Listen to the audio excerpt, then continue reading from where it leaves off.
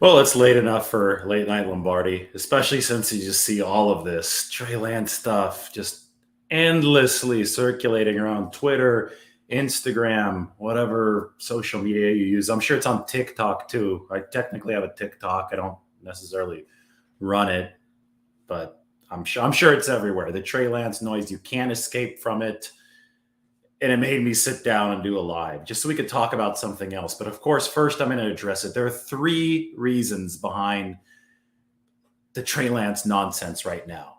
One, putting Trey Lance's name on content generates clicks. Yes, I realize I'm probably guilty of that by some degree right now because Trey Lance's name is on that content, but it's worth it for people to actually see this to bring some sanity back to the discourse. The fact that Trey Lance's name generates clicks, and anytime you put something out there with Trey Lance in the headline, Trey Lance in the tweet, it blows up. The fact that people are interested in Trey Lance, that people want to know about the 49ers quarterback, has allowed some non-ethical actors, let's put it that way, to step into the mix and pump out whatever the hell they want about Trey Lance because it gets them attention on the internet. So point two is that social media does not disincentivize myth truth. So anything could fly. It could be a lie. It could be an exaggeration. But when you combine one and two, when you combine the fact that Trey Lance's name sells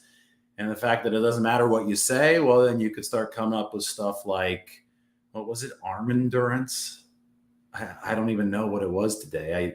I don't even want to glorify this or give it the attention that it doesn't deserve. So combine those two things and then combine a third factor that one of the most over scrutinized positions in sports is quarterback of the San Francisco 49ers. And this goes back to the Joe Montana, Steve Young dynamic of the 1980s. Quarterback for the 49ers has just been almost weirdly over scrutinized, and that's continued throughout the decades. And now it just pours fuel onto this three-pronged fire. People know that Trey Lance generates clicks. We live in a click-driven society. We live in a society, a post-truth society, where truth and feelings matter a whole lot more than facts. So if somebody can generate some emotion with a Trey Lance take, it's totally incentivized online. It definitely is not disincentivized. And you've add this factor into it. The 49ers are the team that has over scrutiny on its quarterback positions, just the nature of the beast, going back to Montana and Young. All of that's not a good combination for those of us who don't like noise surrounding Trey Lance. But hey, it's here to stay. We're going to get it. And the 49ers, Kyle Shanahan, John Lynch, when they drafted Trey Lance, when they traded up to number 3, they had to make sure that they had a guy in mind who would be able to filter out this noise. Because if you're not ready for it as the quarterback of the San Francisco 49ers, then you're not going to succeed. So it's going to intensify. It generally gets worse when there's nothing happening, and there's nothing happening this week because OTAs don't start until Monday.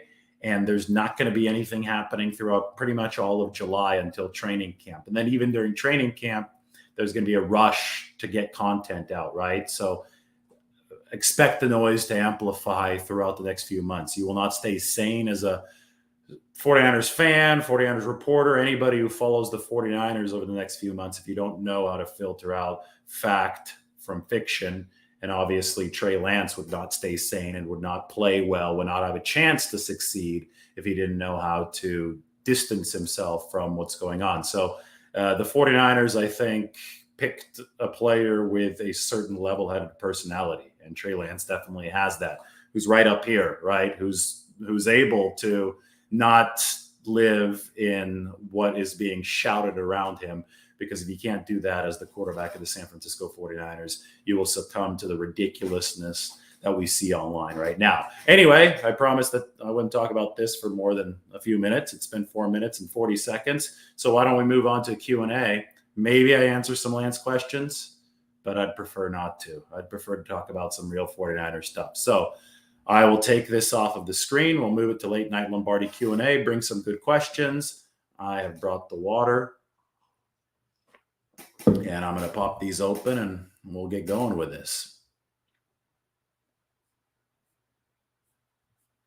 All right. I'm going to prioritize questions about substance here.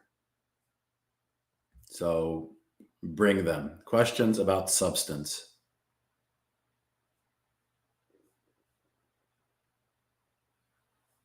Trey, this is not a question. I'm waiting for questions. So Trey, at this point, better be the second coming of Montana, or half the Niner fans are going to look like idiots. So are you saying that Trey Lance? I'm not really sure what side God's hammer is on here.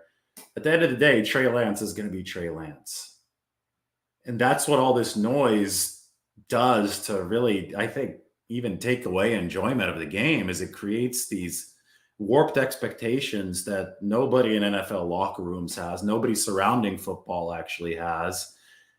It's, people think now because everybody has a megaphone, right? Everybody has an ability to voice their opinion and have it be heard, which wasn't always the case until social media. So everybody thinks that their truth now has some kind of meaning that it doesn't actually have when you enter the lines of the actual football circles. So who cares if he's the next coming of Montana, or if he's more like Steve Young, or he's like Brody, or if he's like a Jeff Garcia, a quarterback that had some success, but obviously wasn't as good as some of the greats, the true greats in 49ers history. Or who cares if he's, if he's a bust? That will determine itself when these games actually happen. There's just no way for people to know what's going to happen, how he's going to develop at this point.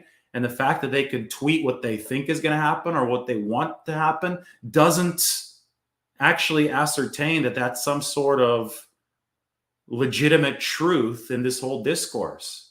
Just because he had an opinion in a sports bar back in the 1950s before there was an internet, that didn't mean that opinion became something against which quarterbacks would be judged, right? But now, because people have it on social media, because the random Joe Schmo can post anything out there and it gets broadcast 50,000 times, all of a sudden there's this apparition that there is some kind of truth, there's some kind of legitimacy behind it, and that Trey Lance has to live up to some kind of expectation. And to be honest, it's just madness, because there's hundreds, if not thousands, if not hundreds of thousands, if not millions of these opinions and these takes here and there. And it's just like, come on, calm down. And now, when people realize, like, okay, I could make some money off of clicks, I could get some real traction off of clicks, they realize, well, my take doesn't even have to be based in truth anymore, right? People are going to click on this take if it's more outrageous. So now my take can be something about Trey Lance's arm endurance. It's like he's a pitcher in baseball throwing 130 times a year. I mean, what? I just can't deal with it anymore. All right, so let's go on. Let's talk. Hey, David, how do you think the offense will change this year? I think the 49ers under Trey Lance are going to run more inside zone. I think the 49ers have evolved offensively to maul people up front in a way that early Shanahan teams did not do, with those lighter, more nimble offensive lines. And I think they're going to try to blow the top off of defenses with Danny Gray. They may not necessarily throw to Danny Gray all that much, but I think that he's going to be a deep threat. And if they complete a couple of those passes, it'll open up space underneath. And that's all going to be contingent on the offensive line being able to pass protect adequately well for Trey Lance. So if the 49ers realize the vision that they have, they're going to have better pass protection. They're going to have a better field stretching capability with their speed on the outside. And their run game is going to become more multiple. It won't just be outside zone. You're going to see some more gap scheme power stuff up the middle. All right. Let's see.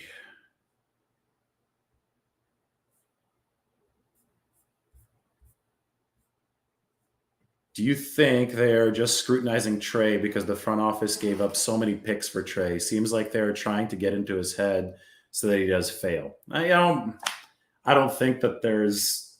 I think at the end of the day, it's all about traffic online. I've seen this phenomenon, right? Because if I post my articles in The Athletic, if I post stuff on Twitter, if I post stuff on YouTube, I notice what gets more traction.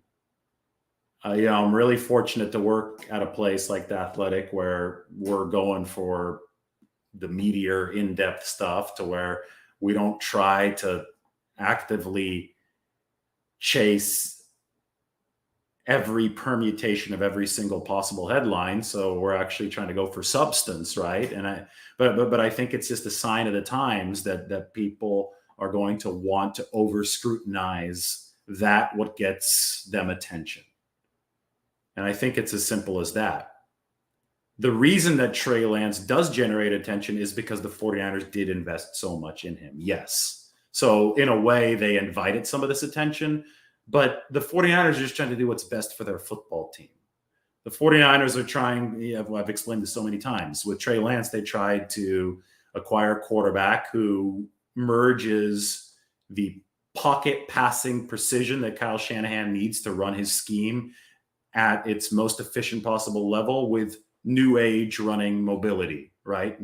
If you put those two together, Shanahan can have his dream theoretically that his father had with Steve Young. Mike Shanahan was the offensive coordinator of the 49ers, and with John Elway when Mike Shanahan was the coach of the Broncos. So the 49ers, Kyle Shanahan did what he thought was best for the 49ers future. He took a big swing on a talent that he really liked, traded up to number 3. And yes, there was a lot invested in that. And yes, that's going to raise some eyebrows. People will scrutinize. But I think that there's a difference between scrutiny and over scrutiny.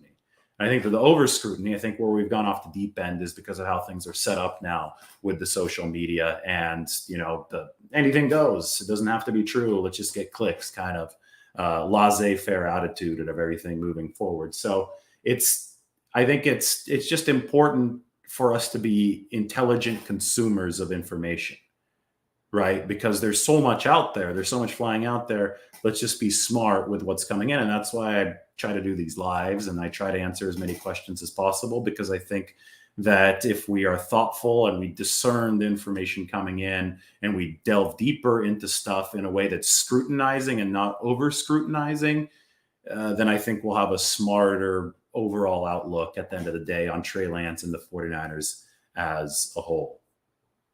Yeah, it was arm endurance, as I see right here. Hey, David, would you consider something in the realm of what Josh Allen did year 2 a win? Well, Josh Allen, he was really a year 3 surge guy. 2018 was the first year, 2019 was the second year, and then 2020 is when he really took off. So he was still shaky in year 2.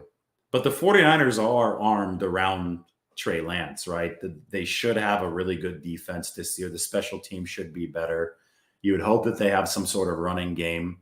So, you could see some incremental progress like year 1 to year 2, Josh Allen. I think that the 49ers will be a good team, but I think that you want a little bit more than that. Allen really made a massive surge from year 2 to year 3. And the 49ers, listen, they could go back and they can learn from the Josh Allen saga, and they can try to, apply some of the stuff that they have observed with Josh Allen developing on film with the Buffalo Bills. They can try to apply some of the lessons that may have been gleaned from that to hope that Trey Lance's development happens quicker. It's the league studies other quarterbacks. The league studies itself, right?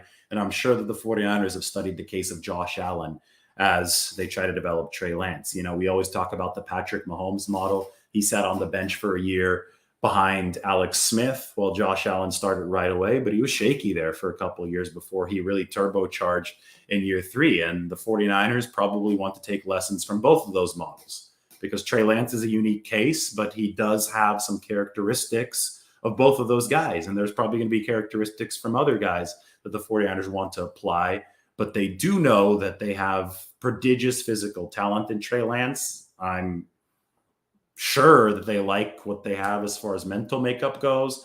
And that's the definition of moldable clay. Now you have to mold the clay. And guess what? They haven't really had a chance to start molding the clay this offseason. They did a little bit last offseason. OTA start on Monday. Those 9 practices are going to be huge. Training camp's going to be huge. The gap in between OTAs and training camp, where Trey Lance goes and does his individual private work, that's going to be huge. So to make judgments about where Trey Lance is right now before he even starts any of these massive 3 phases of work, that just shows what a fraud all of this prejudgment is, because the work hasn't happened yet. Again, we see people giving the Yelp food review before they have even stepped foot into the restaurant. That's the problem right now. Would it be a massive embarrassment if Jordan Mason is better than Ty Davis Price? Well, I mean, it might be an embarrassment for whoever was pounding the table for Ty Davis Price, but the same scouting department also signed Jordan Mason out of Georgia Tech. So somebody's doing something right? It's the same scouting department is recommending and bringing these players in. So at the end of the day, you take as many swings as you can, because the 49ers need multiple running backs for the system to work. And you hope that a non-zero amount, you hope that most of those swings end up working out. So if Jordan Mason ends up being an all-pro and Ty Davis Price is terrible, the 49ers will be doing a happy dance, because they've gotten a good running back out of the player acquisition process here in 2022. The draft is a crapshoot, guys. It's always been a crapshoot, always will be a crapshoot. So the more good players that you can get, the better. The higher your batting average is, the better. And sometimes, even if you have a really good scouting department, even if you have a really good, executive and John Lynch at the very top, even if your coach is good, like Kyle Shanahan, you're going to miss on some of these draft picks. It happens, but the future is still unwritten there. So I don't think that these two, Jordan Mason and Ty Davis Price, the 49ers want both of them to be good. They want at least one of them to be good. And guess what? 49ers actually benefit if somebody like Ty Davis Price, if somebody like Jordan Mason's really good, because he's an undrafted free agent on a very, very inexpensive deal. So they'd benefit as far as the salary cap goes moving forward. Again, you talk about not as embarrassing as Williams was. I mean, didn't he go in the 4th round? The 4th round, I mean, it's in the same draft, they had Kittle pan out in the 5th round, right? When you swing and miss on a first rounder, I mean, if you're talking about embarrassments, when Solomon Thomas didn't work out and then Reuben Foster didn't work out, that ended up being a problem for the 49ers. They made up for that problem by the fact that George Kittle, DJ Jones, guys like that all panned out. But when we talk about the draft, if even the first round is not a slam dunk, then what can we say about the 2nd, the 3rd, the 4th, the 5th round? And, the 49ers have succeeded with undrafted free agents. It just illustrates that the thing is a crapshoot. And we could sit here all day laughing at a pick here and then, commending a pick there. But focusing on individual trees instead of the forest as a whole is just absolutely foolish. And we need to be focused on the forest and not the trees. It's about the overall hit rate in the draft. So if there's anything that's been remotely embarrassing for the 49ers, it's when you miss on those early picks, because there should be less ambiguity, right, about those early picks. They should be a little bit easier to predict. But if even those are not at 100% hit rate for all teams across the NFL, then, well, you should probably really, really reevaluate the way that you're looking at this if you're so zeroed in on it, and look at the big picture. And the big picture is the 49ers have turned around a terrible roster into a really deep one in just a few years. So they must be doing something right as far as the draft goes in that larger scope of things. Best case scenario for the 49ers secondary. All right, best case scenario would be Charvarius Ward locks it down a left cornerback. Jason Verrett locks it down on the other side once he comes back from his ACL tear, which is sooner rather than later. Samuel Womack III, their 5th round draft pick, develops into a stud nickelback. And in the meantime, the 49ers have a rotation of Emmanuel Mosley and Ambry Thomas working that, it would be Emmanuel Mosley working the inside in the meantime. But Ambry Thomas also playing some outside cornerback because Jason Verrett wouldn't be healthy right away. That would be the very best case scenario for the cornerback position, and maybe even throwing Darqueze Dennard if you needed some snaps with a nickel specialty early in the season. But in general, best case scenario would be Jason Verrett coming back sooner rather than later, and Samuel Womack developing into that successor for K'Wan Williams at the nickelback position. At safety, Jimmy Ward stays healthy. That would be part of the best case scenario for the 49ers. And somebody like George Odom takes over the strong safety role, and the 49ers don't have to sign another player, and they could let Talanoa Hufanga be their roving third safety. George Odom didn't miss a single tackle in the box last season for Indianapolis. He's a great special teams player, hasn't gotten a full-time shot at a coverage safety position, but if he can tackle in the box, maybe he can audition for that strong safety spot, and the 49ers can, really field a good secondary and a good safety core on a budget. Now,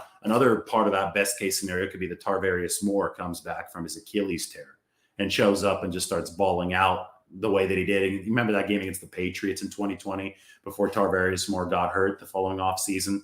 He was big, fast, strong, physical. If he can come back from that, which is tough from an Achilles, that's a best case scenario kind of thing for the 49ers.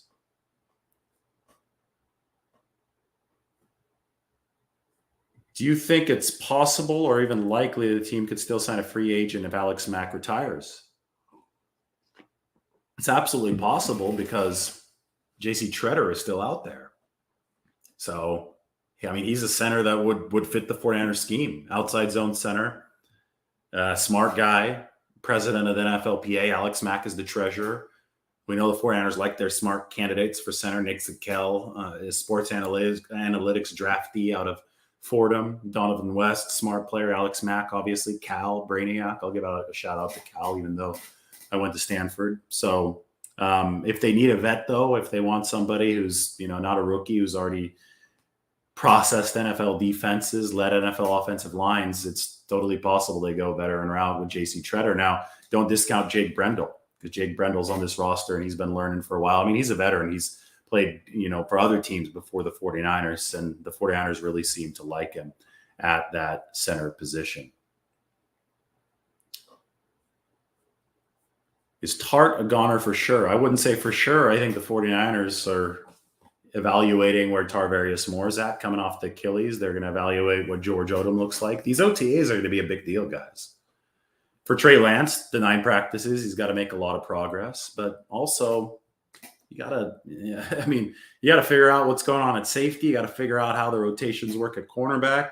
It's good like appetizer to training camp, because at the same time, you could also look at the wide receiver room. I don't know if Deebo Samuel's going to show up. Probably not. But even if he doesn't, or is Danny Gray going to slot in? How comfortable is Danny Gray picking up the playbook? All this stuff is really going to matter over the course of these OTAs. So we're going to figure that out, and we'll probably know a little bit more about Jaquiski Tart as this offseason progresses.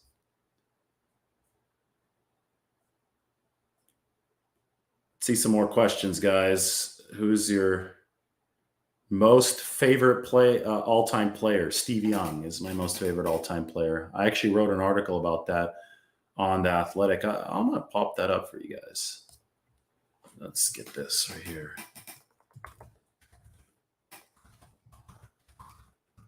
It's time to have some fun with this. Bring up some old articles. Wrote this in the middle of COVID.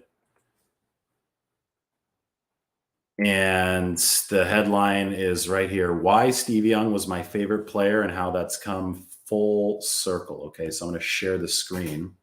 This was during COVID. We had to come up with stuff to write. So I wrote a big burrito review. And I wrote this: why Steve Young was my favorite player and how that's come full circle. I was born in 1988, so I grew up in the Steve Young era. I'm a little bit too old for the Joe Montana era to really remember that. My first memory was my dad yelling at the TV, upset on the couch when Alvin Harper from the Cowboys, that was the January 1993 NFC Championship game, when he was, on that catch and run that essentially sealed the game. So I vaguely remember the 49ers winning the Super Bowl in January 1995. I was about 6 years old then. But then I remember the downslide of the 90s. I remember the 49ers every single season playing the Green Bay Packers in the playoffs and losing 3 straight times before they finally got over the hump and beat the Packers in the January 1999 NFC wildcard game at Candlestick. He got it, Young to Owen. So I grew up, my most formative sports years were watching Steve Young and the 49ers, and that's why he was my favorite player growing up. So that's a great question. Thanks for asking that. I also wrote a burrito review. Why don't we change gears here really quickly and go to the burrito review. I'm going to hide the current comment. Mission style burritos. I enlisted the entire athletic Bay Area staff for this. You guys will like this. This one was fun. Oh, yes. It's about to be up on the screen. This is another deep COVID era. Finding perfect mission style burritos, a guide to the Bay Area's best taquerias. Might as well make this one big. That's El Farolito. That's the late night spot in San Francisco. I'm a taqueria Cancun guy, but I mean, burritos have been called so many different things. The best name right here is the cylindrical god. The mission style San Francisco burrito is distinguished from other burrito types partly by its bountiful and harmonious collection of ingredients. It's probably the most beautiful sentence I've ever written. Partly by the aluminum foil that typically envelops it, and partly by sheer size. So here you have the assembly line at El Farolito.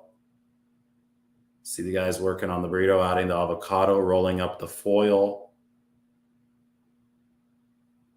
Really, really good stuff.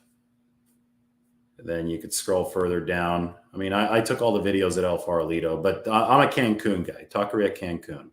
That's the spot. We're going to go through. And I heard there's a fire at Los Coyotes, so unfortunately they're indefinitely closed. Such good times, though. Oh, there's one. That's Cancun right there. Taqueria Cancun. Ooh, nice. David, try Taqueria Rosita in Napa. Amazing. Thank you. I will. This is my favorite burrito in the world. The Taqueria Cancun, 19th and Mission, flake tortilla. They literally will put the tortilla on the stove after, or even before. You know, they put the tortilla on the stove before, and then it gets nice and flaky. They put the ingredients in. It's just perfectly harmoniously self-contained in the foil. And I'm going to have to get one here in a few days. So, as you know, sometimes I go on these binges and I have these burritos like 3 nights in a row. And then you're like, okay, I got to take a little bit of a break. I'll go In-N-Out Burger, do something really California-esque to palate cleanse, and then go back to Taqueria Cancun for the 4th time in 5 nights. So if you ever have burrito questions, go ahead and ask me. Where would you rate Nick Bosa in pass rushing as far as the NFL? Top 3? I mean, I think he's better than his brother. I think he's better than Joey. TJ Watt, really good pass rusher. And Nick is such a complete player. I mean, he's special, right? I mean, he's so strong. He's got the bend. He's got the athleticism. He could play the run, but he's just so technical when he's rushing the passer with the hand scissors. And I mean, for him, football is a chess match, right? But he also has the brawn and he has the physical capability to play the game with his muscles and his speed, but he knows how to win the chess match as well. To me, Nick Bosa is a robot that was built to rush the passer. So I put him in that top 3. And there's a lot of guys there are 3 or 4 other guys that are right there, right? It's hard to differentiate between some of the best pass rushers in the game, but Nick Bosa's there and he's going to get paid like it.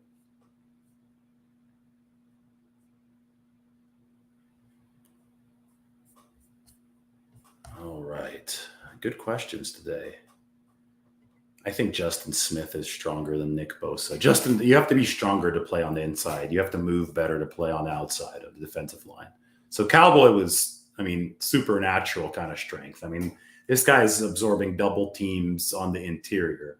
Bosa's strong, but Bosa also has to maintain some limberness to do other stuff, right? He's not just going to be a clog in the middle. Bosa has to move a little bit more. So you sacrifice a little bit of strength for the movement ability on the exterior.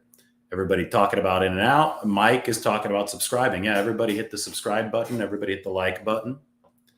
This is a special show. I wasn't going to do this. Margot, the fiance, she's asleep. Went to bed early. I'm doing a YouTube live because I saw some stuff on Twitter. I'm like, it's time to do a YouTube live. This is ridiculous. Again, started the show. Putting Trey Lance's name on content generates clicks. Social media does not disincentivize mistruths. And the quarterback position of the San Francisco 49ers is one of the most over-scrutinized positions in sports. That's not a good combination for people like us that don't like Trey Lance noise. That was the top of the show. I know you guys just joined. Ignore the noise. You'll be much happier. Let's talk about real football. Like the channel, subscribe. I'll go back to a few more questions before I call it a night. There's a TV show that I'm watching. I'm not going to tell you what the TV show is. You don't spoil it right now, but I have to go finish watching it. And I'm going to do that here in a few minutes after this is done.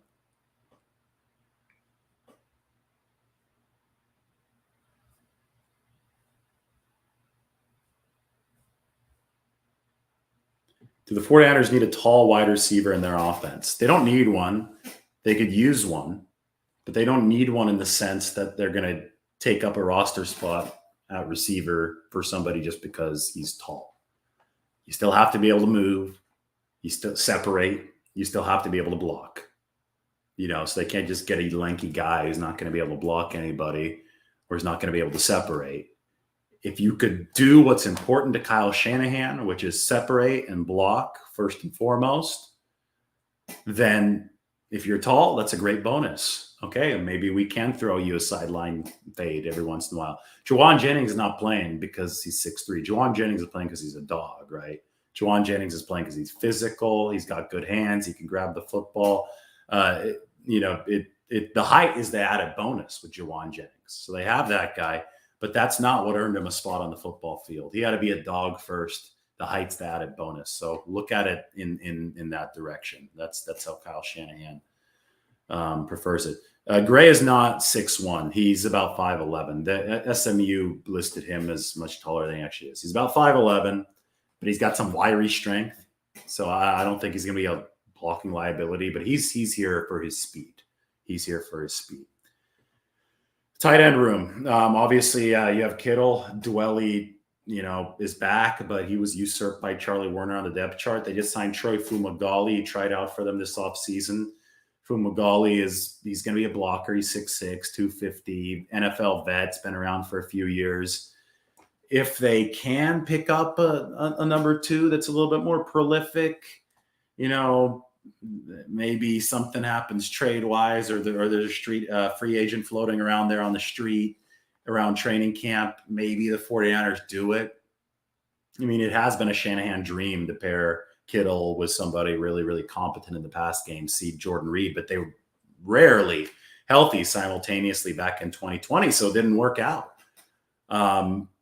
But it's not an ultimate priority. It would be a luxury for the 49ers to do it. First and foremost, the tight end room outside of George Kittle needs to be able to block. And the fact that you have Juwan Jennings as your third wide receiver who's got tight end nasty in him, that tight end dog in him, that helps too. That helps alleviate some of this because positionless skill positions are a thing for the 49ers. It's amorphous between receiver and tight end when you have guys like Juwan Jennings who can block and just execute some of the stuff that the 49ers need receivers to do. And, they want to be as multiple as possible offensively. You don't want to know what the formations are given away before each play. So it's important for the 49ers to have guys at both positions, tight end and at receiver, that can execute the duties of the other position. Best stadium food outside of Levi's? That's a good question. I'm going to have to get back to you on that. Maybe write a piece on this. It's a really good question. If you guys have any thoughts, put that up there. Which stadium are you most looking forward to visiting this season? I haven't been to Denver yet, so that's exciting. I'm excited to go to Denver. Denver, Mile High City. That's going to be a cool game. That's in week 3 because Russell Wilson is going to be on the Broncos. It's going to be Sunday Night Football. Denver will be cool. It's going to be back to Mike Shanahan's stomping grounds as well. So that's Kyle Shanahan's first time going back to Denver as the coach of the 49ers. Candlestick. Awesome. I don't know why you posted that, but good stuff. Yep. Make it a habit. Come in here into the live, hit that like button. I'm getting tired, guys. Is this a make or break year for Kinlaw? Well, what? This is year 3? Year 3 typically is a very important year because the 49ers will determine whether or not to pick up that 5th-year option after this season. So it's a big season for Kinlaw. Not make or break, but but it's a big season. And the 49ers, I mean, God, they have so much competition on the defensive line. They have 17 defensive linemen on the roster right now. So this is important for Kinlaw. It's important for him to step up, be that anchor in the middle. All right, guys. How did I reach Drake Jackson's dad? I texted him.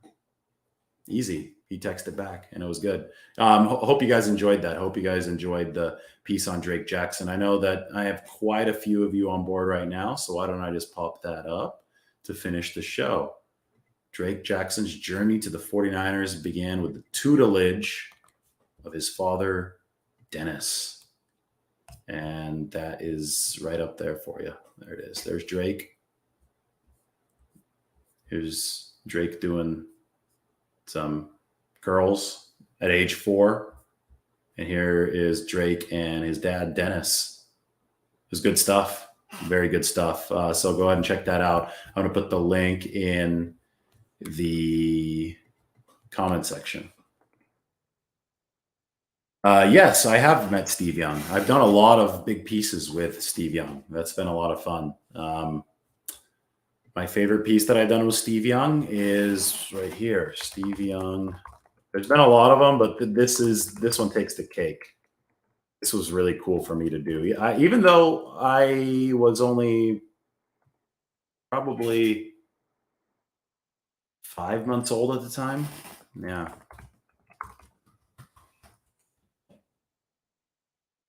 This was on the 30th anniversary of one of the most iconic moments in 49ers history. 30 years later, remembering Steve Young's astonishing Vikings run, an iconic part of 49ers lore. And then the black and white pictures were great. The candlestick scoreboard. Steve Young after the game.